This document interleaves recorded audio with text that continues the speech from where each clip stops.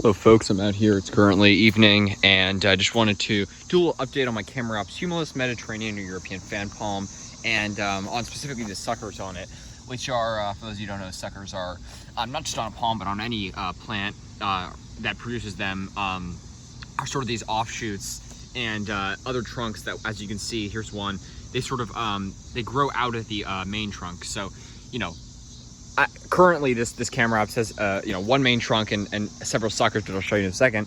But as it grows older, those suckers are going to get just as big as that main trunk, and you won't be able to tell which one's the main trunk and which one's the sucker.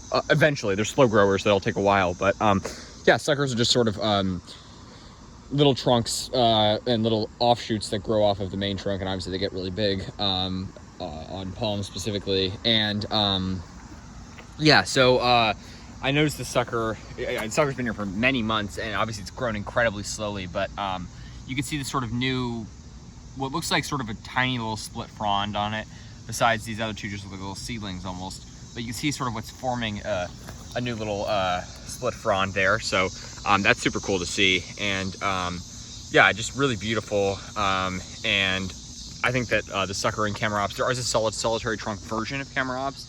I don't know the exact name, but I think the suckering form looks better. I mean, I think the single trunk form actually does have a sort of cool look to it. It looks like a sort of Trachycarpus with a little bit of a leaning trunk. But I do like the clumping form a lot more. And yeah, so you can see this little offshoot. So it grows out of sort of the base of the trunk or a little bit above it.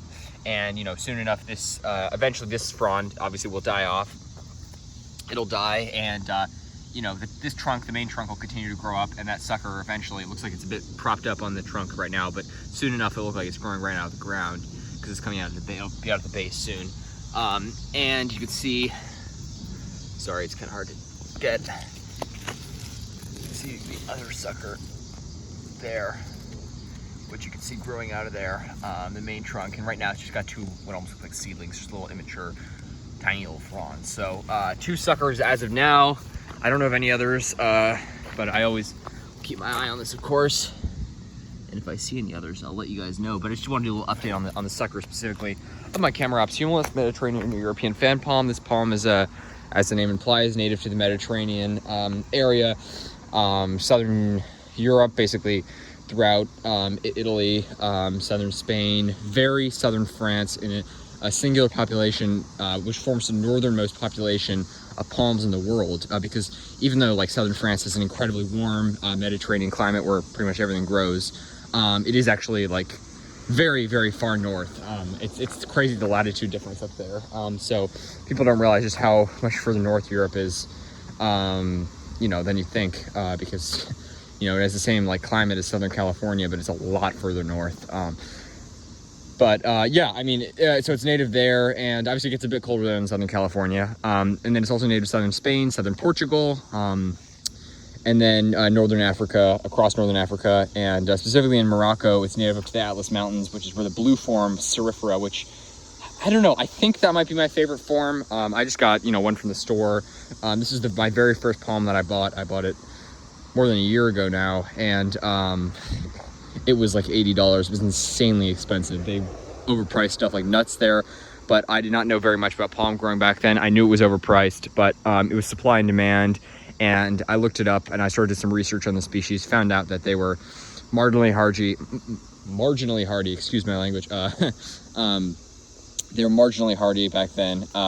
I found that out, and I basically, from there, I just had it in a pot back then, and I was just planning to keep it on a pot until maybe I moved or something to a warmer climate, but I decided to put it in the ground, and we're just going to give a little test here. I'm not really sure what it'll do in winter. I'm not really sure if I'm going to go through the whole boxing effort, because I know of some that survive here with minimal to no protection, so I think I'm just going to sort of play it by ear. If we have a really bad, really cool temperatures expected, maybe below 10 degrees Fahrenheit, then I'll maybe invest in some sort of protection, but I'm thinking maybe Christmas lights that they'll fit around that trunk without burning the fronds. But yeah, they're marginally hardy here. At best, they're not, they will get damaged in a bad winter without protection. But yeah, they're just super cool palms. Chamaerops humilis is a great one to try in a colder climate, one of the hardiest palms in the world. And yeah, it's just super hardy. Specifically the Atlas Mountain, the Cerifera, I believe, is hardier because it's native up to really high elevations where it snows frequently.